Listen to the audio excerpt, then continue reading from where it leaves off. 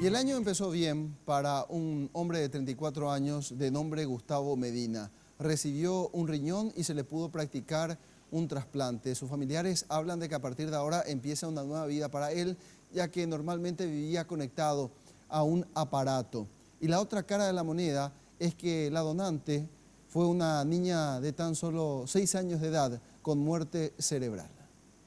Es una cosa que uno no puede ni siquiera hablar, uno solo quiere manifestar con lágrimas ese agradecimiento, ¿verdad? Hasta ayer yo estaba llorando como una Magdalena, ¿verdad? Ahora ya estoy un poco asimilando un poco más esto, ¿verdad?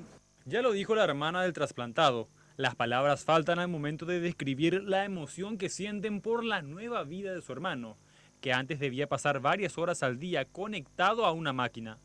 Se realizaba 3 veces a la semana, 4 horas aproximadamente, ¿verdad?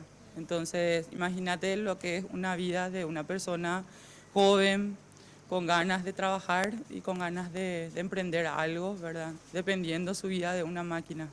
La doctora afirmó que el paciente evoluciona favorablemente. Porque cuando es donación cadavérica es diferente la evolución, ¿verdad?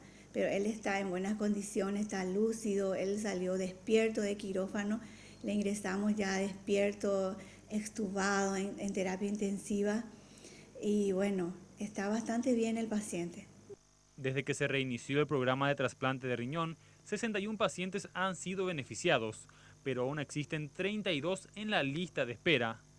Los médicos consideran que este tipo de acciones pueden alentar a los familiares de personas con muerte cerebral a donar los órganos de sus seres queridos para que sigan viviendo en otra persona.